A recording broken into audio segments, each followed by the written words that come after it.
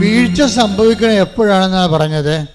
അത് 8:13 വായിച്ച്. 8:13 പാറയിൽ വീണത് വചനം കേൾക്കുമ്പോൾ സന്തോഷത്തോടെ അത് സ്വീകരിക്കുന്നവരാണ്. എങ്കിലും അവർക്ക് വേരുകളില്ല. അവർ കുറെ നാളത്തേക്ക് വിശ്വസിക്കുന്നു. എന്നാൽ പ്രലോഭനങ്ങളുടെ സമയത്ത് എന്ന് പറഞ്ഞ എന്നാൽ പ്രലോഭനങ്ങളുടെ സമയത്ത് അവർ വീണു പോകുന്നു. അപ്പൊ ഇവിടുത്തെ വില്ലൻ ആരാണ്? പ്രലോഭനമാണ്. പ്രലോഭനം എന്ന് പറഞ്ഞാൽ എന്താണ്? ഒരു പ്രലോഭനം. ഇപ്പൊ നിങ്ങൾ ഉടമ്പടി എടുത്തു, നിങ്ങൾ ജോലിക്ക് വേണ്ടിയാണ് ഉടമ്പടി എടുത്തിരിക്കുന്നത്. അപ്പൊ ജോലിക്ക് വേണ്ടി ഉടമ്പടി എടുത്തിരിക്കുമ്പോൾ പ്രലോഭനം വരാൻ പോണേ എങ്ങനെയാണ്? അതിൻ്റെ പ്രലോഭനം അതിൽ തന്നെയാണ് ആ പ്രലോഭനം വരണത്. വെച്ചാൽ ഉടമ്പടി എടുക്കാത്ത ഒരാൾക്ക് നിങ്ങൾ വിചാരിച്ച ജോലി കിട്ടും. അപ്പോൾ അത് പ്രലോഭനമാണ്. അത് മനസ്സിലാക്കണമെങ്കിൽ കുറച്ച് പാടാണ്. നിങ്ങൾ കല്യാണം കെട്ടാൻ വേണ്ടിയാണ് ഉടമ്പടി എടുത്തിരിക്കുന്നത്. ഒരുടമ്പടി ഇല്ലാത്ത ആൾക്കാർ നാളെ കല്യാണം കഴിച്ച് പോയി നിങ്ങളുടെ മുമ്പിൽ കൂടി ചെണ്ടി പിടിച്ചുകൊണ്ട് പോയി കാറേ വന്ന് ഇറങ്ങുമ്പോൾ ദൈവം നിങ്ങൾ അണ്ടി കളഞ്ഞ അണ്ണാനെപ്പോലെ ഇരിക്കും. 2 തിരി പോയല്ല എന്ന് പറയും കർത്താവ് കത്തിച്ചത്. ഒരു തിരിയും കത്തിക്കാത്ത ആൾക്കാർ ചെണ്ടി പിടിച്ച് നടക്കണം. ഇതിനാണ് പ്രലോഭനം. അപ്പോൾ അവർ നമ്മളുണ്ടാക്കുന്ന പ്രലോഭനം അറിയണമെങ്കിൽ ശരിക്കും പരിശുദ്ധാത്മാവിന് വേണം. കാര്യം ആൾക്കാരുടെ എല്ലാം വീഴ്ചയുടെ ഒരു കാര്യം, വീഴ്ചയുടെ 90% നമ്മൾ വീഴ്ചകളുടെ സർവേ നടത്തിക്കൊണ്ടാണ് പരിശുദ്ധാത്മാവ് ഈ സംഭവം തീരുമാനം ഉണ്ടാക്കിയിരിക്കുന്നത്. വെളിപാടൻ ഭജനമെന്ന് പറയുന്നത് പരിശുദ്ധാത്മാവല്ലേ ചെയ്യണത്. പരിശുദ്ധാത്മാവ് എന്ന് പറയുമ്പോൾ സുപ്രീം കോടതി ഫുൾ ബെഞ്ചിലുള്ള തീരുമാനമാണ്. പരിശുദ്ധാത്മാവ് സർവേ നടത്തിയപ്പോൾ കണ്ടുപിടിച്ചത് എന്താണ്? ആൾക്കാർ വീണു പോകാൻ കാരണം എന്താണ്? പ്രലോഭനമാണ്. അതാ സംഭവം. പ്രാർത്ഥിച്ച നമ്മുടെ അണ്ടികളഞ്ഞ അണ്ണാനെപ്പോലെയും പ്രാർത്ഥിക്കാത്തവൻ രക്ഷപ്പെട്ടു പോവുകയും ചെയ്യും. ഇതിനേക്കാൾ വലിയ പ്രലോഭനം എന്തുണ്ട്? ഇത് ദൈവം തന്നെ കരുതിക്കൂട്ടി ചിലപ്പോൾ നിങ്ങൾക്കൊരു പ്രലോഭനം തന്നെന്ന് വരും. പ്രലോഭിപ്പിക്കണ ദൈവത്തിൻ്റെ പരിപാടി അല്ലെന്ന് പറയാനും വളർച്ചയുടെ ഭാഗമായിട്ട് ഇത് അഭിനിവാര്യമായൊരു ഘടകമാണ്. വളർച്ചയുടെ യേശുക്രിസ്തുവിനെ പോലും പ്രലോഭനങ്ങളിൽ നിന്ന് ഒഴിവാക്കാൻ ദൈവത്തിന് പറ്റിയില്ല. അതാണ് പ്രശ്നം. ഈ മനുഷ്യത്വം ദൈവികതയിലേക്ക് ഒരു ട്രാൻസിഷൻ സംഭവിക്കുമ്പോൾ അതിൻ്റെ അകത്ത് അനിവാര്യ ഘടകമാണ് temptation. Temptation is the inevitable section ആണ്. അതെന്തിൻ്റെയാണ്? ഈ വളർച്ചയുടെ ഒരു ഘടകമാണത്. ട്രാൻസിഷൻ, ഒരു പരിവർത്തനം. മനുഷ്യ സ്വഭാവത്തിൽ നിന്ന് നമ്മൾ ദൈവസ്വഭാവത്തിലേക്ക് ഈ ഉടമ്പടി നമ്മൾ മാറ്റുമ്പോൾ അതിൻ്റെ അകത്തൊരു ഘടകമാണ് പ്രലോഭനം. ക്രിസ്തുവിനെപ്പോലും അതിൽ നിന്ന് മാറ്റാൻ പറ്റത്തില്ല. അതുകൊണ്ടാണ് മരുഭൂമിയിൽ പരീക്ഷയൊക്കെ വെച്ചിരിക്കുന്നത്. ആ മരുഭൂമിയിൽ ഒരു മനുഷ്യന് ഉണ്ടാകാവുന്ന പ്രലോഭനങ്ങളുടെ സെക്ഷൻസ് തിരിച്ചവിടെ ആ പ്രലോഭനങ്ങൾ പറയുന്നുണ്ട്. ശരിക്കും പറഞ്ഞാൽ ആ പിശാചിനെ ക്രിസ്തു ഇപ്പോൾ പ്രലോഭനം എന്തുകൊണ്ട് ദൈവത്തിൽ നിന്ന് വരുന്നതെന്ന് ഞാൻ പറഞ്ഞതിൻ്റെ കാരണം വെച്ച് കഴിഞ്ഞാൽ,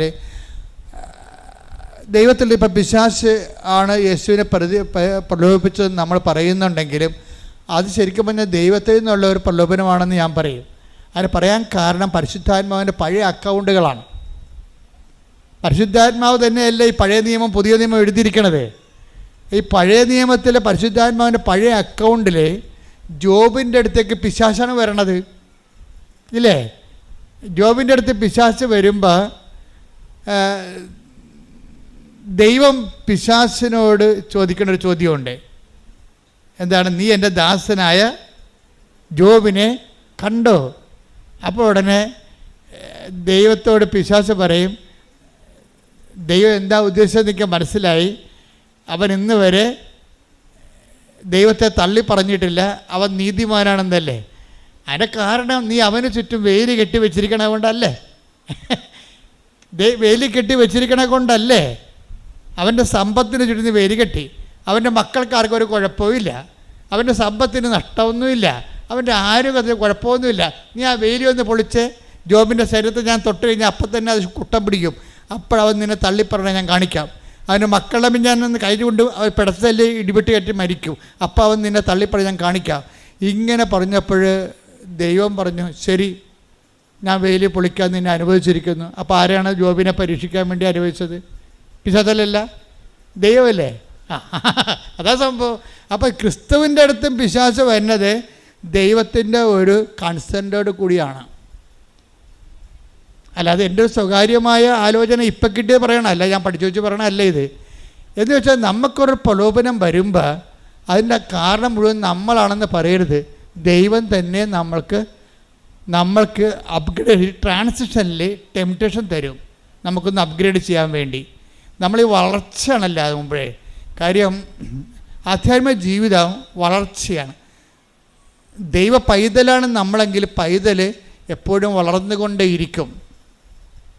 ദൈവ പൈതലാണ് നമ്മളെ. അപ്പോൾ ദൈവ പൈതലിൻ്റെ ഒരു പ്രത്യേകത എന്താ? ബയോളജിക്കൽ ഗ്രോത്ത് ഉണ്ടാകും, അതുപോലെ സ്പിരിച്വൽ ഗ്രോത്ത് ഉണ്ടാകും, വളർച്ച ഉണ്ടാകും. വളർച്ച ഉണ്ടാകണം മുഴുവനും ഈ ട്രാൻസിഷനിൽ ടെംപ്റ്റേഷൻ വന്നുകൊണ്ടിരിക്കും. അത് ചിലപ്പോൾ സ്വാഭാവികമായിട്ടുണ്ടാകും, ചിലപ്പോൾ ദൈവം കരുതിക്കൂട്ടി നമുക്ക് തരും. അപ്പോൾ കരുതിക്കൂട്ടി തരുമ്പോൾ നമ്മളെ ശ്രദ്ധിക്കണമെങ്കിൽ പരിശുദ്ധാത്മാവ് നമുക്ക് മസ്റ്റാണ്. പരിശുദ്ധാത്മാവാണ് ഇത് വിവേചിക്കുന്നത്. പരിശുദ്ധാത്മാവ് വിവേചിച്ച് പറയും. ഇപ്പം തന്നെ ഞാൻ എപ്പോഴും ഓർക്കുവേ, അതായത് ഈ രണ്ട് യാക്കോബിനെയും യോഹന്നാനെയും സമറിയായിലൂടെ പറഞ്ഞു വിട്ടത് ആരാണ്? ക്രിസ്തു അല്ലേ പറഞ്ഞു വിട്ടത്? ജെറുസലേമിലേക്ക് പോകണം, വഴിയൊരുക്കണം, വീടൊരുക്കണം, രാത്രി താമസിക്കണം എന്നൊക്കെ പറഞ്ഞുകൊണ്ട് അവരെ പറഞ്ഞു വിട്ടത് ആരാണ്? ക്രിസ്തു, ഈശോ തന്നെ പറഞ്ഞു വിട്ടത്. അവർ കൊടുവാളും വടിവാളുമായിട്ട് അമ്മയുടെ പെടൽ വെട്ടാൻ വേണ്ടി ഇരിക്കണം എന്നറിയാവുന്നത് ആർക്കാണ്? ക്രിസ്തുവിനാണ്. അപ്പോൾ അതിൻ്റെ അർത്ഥം വടിവാളിൻ്റെ താഴേക്ക് ഇവരെ പറഞ്ഞു വിട്ടതല്ലേ ശരിക്കും പറഞ്ഞാൽ. എന്തുകൊണ്ടാണ് പറഞ്ഞു വിട്ടതിൻ്റെ കാര്യം? ഇവന്മാരിപ്പോഴും ശിഷ്യന്മാരായിട്ടില്ല. അതാണ് പ്രശ്നം. ശിഷ്യന്മാരാണെന്ന് പറഞ്ഞിങ്ങനെ അഭ്യാസം കാണിച്ച് വിഷം കെട്ടി നടക്കണതല്ലാതെ they are not actual disciples. അവർക്ക് ഇപ്പോഴും വൈരാഗ്യമുണ്ട്, വിദ്വേഷമുണ്ട്. എത്രയോ പ്രാവശ്യം ഈശോ പറഞ്ഞാണ്. ഇതിനെ കുറച്ച് കഴിയുമ്പോൾ ഈശോ പറയും, എന്നെ അനുഗമിക്കാൻ ആഗ്രഹിക്കുന്നവൻ വടിവാളും കൊണ്ടല്ല നടക്കേണ്ടത്, മറിച്ച് കുരിശ് എടുക്കണമെന്ന് പറയും. ഇത് പറയണതിന് മുമ്പാണ് ഈശോ ആദ്യം ഈ വടിവാള് ഉപയോഗിക്കേണ്ട സാഹചര്യം സിറ്റുവേഷൻസ് ക്രിയേറ്റ് ചെയ്യും. അങ്ങനെയാണ് സമറിയായിലോട്ട് ചെല്ലുമ്പോൾ സമറിയ ഇവരോട് ചോദിക്കും, നിങ്ങൾ എവിടെ പോണ്? അപ്പോൾ പറയും, ഞങ്ങൾ ക്രിസ്തുവിൻ്റെ ആൾക്കാരാണ്. എന്ന് വെച്ചാൽ അതൊരു ഭീഷണിയാണ് അവർ പറയണത്. കാനായിൽ വെള്ളം വീഞ്ഞാക്കിയ, കടലിന് മീതെ നടന്ന് അപ്പം വർദ്ധിപ്പിച്ച, ഇന്ന് ലോകത്ത് കേട്ടുകേൾവിയുള്ള ഏറ്റവും വലിയ ദൈവപുത്രനായ ക്രിസ്തുവിൻ്റെ ആൾക്കാരാണ് ഞങ്ങൾ. അപ്പോൾ സമരക്കാർ അന്ന് ഇവിടെ വില പോകത്തില്ല, ഇതിൻ്റെ പാട് തിരക്കാൻ പറയും. ഇവിടെ കൂടി പോകണമെന്നുണ്ടെങ്കിൽ മൗണ്ട് ഗെറിസിമിൽ ആരാധിക്കണം, അല്ല ജെറുസലേമിൽ ആരാധനയ്ക്ക് ഞങ്ങൾ അംഗീകരിക്കത്തില്ല. ഞങ്ങളുടെ അംഗീകാരമുള്ള ആരാധന ഗെറിസിം മലയിലാണ് ഉള്ളത്. ഗെറിസിം മലയിൽ ആരാധിക്കാൻ പറ്റുമെങ്കിൽ മാത്രം അത് പറ്റത്തില്ല എന്ന് പറയുന്നത് ഇവർ അത് വിഗ്രഹ ആരാധന എന്ന് പറഞ്ഞിട്ട് ഇവർ പറയും. അപ്പോൾ പറയും, അങ്ങനെ പോകണമെങ്കിൽ കൈകാലം പറ്റുമെന്ന് അവർ പറയും. അപ്പോഴിവർക്ക് പറഞ്ഞിട്ട് പറയും, സ്വർഗത്തിൽ നിന്ന് അഗ്നി ഇറങ്ങി തീയും ഗന്ധകം ഇറങ്ങി ഇവർ നശിപ്പിക്കണമെന്ന് പറയും. ഈശോക്ക് മനസ്സിലാകും, ഈ ആൾക്കാരെ നശിപ്പിക്കാനുള്ള അരൂപി ഇപ്പോഴും ഇവരുടെ കയ്യിൽ ഉണ്ട്, ഇല്ലേ? അതുകൊണ്ട് ഈ നശിപ്പിക്കാനുള്ള അരൂപി, ആൾക്കാരുടെ വെറുപ്പ് ഇപ്പോഴും നിങ്ങളുടെ കയ്യിൽ ഉണ്ടെങ്കിൽ ഉടമ്പടി വർക്കൗട്ട് ചെയ്യത്തില്ല. പറഞ്ഞ മനസ്സിലായോ? ഉടമ്പടി ദൈവം ബയലാറ്ററൽ എഗ്രിമെൻ്റ് അല്ലേ? ഉടമ്പടി ദൈവം വിശുദ്ധനായ നീ എൻ്റെ മുമ്പാകെ നടക്കണമെന്നല്ലേ ഉടമ്പടി. എബ്രാഹത്തിനോട് എന്താ പറഞ്ഞത്? 17:1 നീ എൻ്റെ ഉൽപ്പത്തി പുസ്തകം, നീ എൻ്റെ മുമ്പാകെ നടക്കണം. എന്താണ്? വിശുദ്ധനായിരിക്കുക. അപ്പോൾ ഉടമ്പടി വിശുദ്ധിയുള്ള വ്യക്തിക്ക് മാത്രമേ ഉടമ്പടി ചെയ്യാൻ പറ്റത്തുള്ളൂ. ദൈവം വിശുദ്ധനായത് കൊണ്ടാണ്. ഇവരുടെ ഉള്ളിൽ വൈരാഗ്യം, വിദ്വേഷവും, ചതിയും, അഹങ്കാരവും, മുൻകോപവും ഉള്ളത് കൊണ്ട് അത് ഇവരെ കൊണ്ട് തന്നെ പുറത്തെടുപ്പിക്കാൻ വേണ്ടി കരുതിക്കുട്ടി ഇവർക്കൊരു പ്രലോഭനം കൊടുക്കുകയാണ്. എന്താ കൊടുക്കണത്? ആ സമറിയായിലൂടെ വിടുകയാണ്. ഈശോക്കറിയാം അവിടെ വടിവാളുമായിട്ട് ആൾക്കാർ നിൽക്കുന്നുണ്ടെന്ന്. ആ വടിവാളിൻ്റെ നേരെ ഇവരെ വിടുകയാണ്. അപ്പോൾ അവർ വെട്ടുമെന്ന് പറയുമ്പോൾ പറയും, ഇവർ തിരിച്ചു വരും. കർത്താവെ, സ്വർഗത്തിൽ നിന്ന് അഗ്നി ഇറങ്ങി ഏലിയായെപ്പോലെ, ഏലിയാണല്ലോ അഗ്നി ഇറക്കിയ ആളെ, അപ്പോൾ ആ ഏലിയായെപ്പോലെ ഇവരെ നശിപ്പിക്കാൻ ഞങ്ങൾ കൽപ്പിക്കട്ടെ, അതിന് അധികാരം തരാൻ പറയും. എന്നുവെച്ചാൽ അവരെ കൊല്ലാനുള്ള അധികാരം ചോദിക്കുകയാണ്. അപ്പോൾ ഈശോ ചോദിക്കുന്നത് എന്താണ്? എന്ത് അരൂപിയാണ് നിങ്ങൾക്കുള്ളതെന്ന് നിങ്ങൾക്ക് അറിയത്തില്ല. എന്ത് അരൂപിയാണുള്ളത്? കൊല്ലണ അരൂപി എന്താണ്? നശിപ്പിക്കണ അരൂപി എന്താ? കൊല്ലാനും നശിപ്പിക്കാനുമാണ് കള്ളം വരുന്നതെന്ന് ഈശോ പറഞ്ഞില്ലേ? ആ അരൂപിയാണ് കക്ഷികൾക്കുള്ളത്. അത് കർത്താവിനറിയാം. ഇവർ ഉടമ്പടി ജീവിക്കണേ, പക്ഷേ കൈയിരിപ്പ് മോശമാണ്. യോഹന്നാൻ 10:10 എന്താ പറയണേ? 10:10 അരൂപി എന്താണ്? കൊല്ലാനും നശിപ്പിക്കാനുമാണ് കള്ളം വരുന്നത്. അപ്പോൾ അഗ്നി ഇറങ്ങി നശിപ്പിക്കട്ടെ എന്ന് ചോദിക്കുമ്പോൾ ഇവരുടെ ഉള്ളിലുള്ള ആളുടെ അരൂപി എന്താണ്? സാത്താന്യമായ അരൂപിയാണ് ഇവർക്കുള്ളത്. ഇവരെയും വെച്ചുകൊണ്ട് ഇനി മുന്നോട്ട് പോകാൻ പറ്റത്തില്ലെന്നാണ് ഈശോ പച്ച മലയാളത്തിൽ പറഞ്ഞത്. ഇനി ഈ യാക്കോബിനെയും യോഹന്നാനെയും കൂടി കൊണ്ടുപോകാൻ പറ്റത്തില്ല. എന്താണ്? ഈ കക്ഷികൾക്ക് എൻ്റെ കൂടെ നടക്കാൻ പറ്റത്തില്ല. എന്നിട്ട് കുറച്ച് കഴിയുമ്പോൾ ഈശോ പറയും, എന്നെ അനുഗമിക്കാനാണ് ആഗ്രഹിക്കുന്നതെങ്കിൽ എന്ത് ചെയ്യണം? സ്വയം. ഇപ്പം നിങ്ങൾക്കിട്ട് കൊണ്ടപ്പോഴല്ലേ നിങ്ങൾ അവരെ തന്തക്ക് വിളിച്ചത്? അതല്ലേ സ്വയം എന്ന് പറയണത്. എന്നെ അനുഗമിക്കാൻ ആഗ്രഹിക്കണമെന്നുണ്ടെങ്കിൽ സ്വയം പരിത്യജിക്കണം. അവിടെയാണ് ക്ഷമ വരണത്. ക്ഷമ. പിന്നെന്താണ്?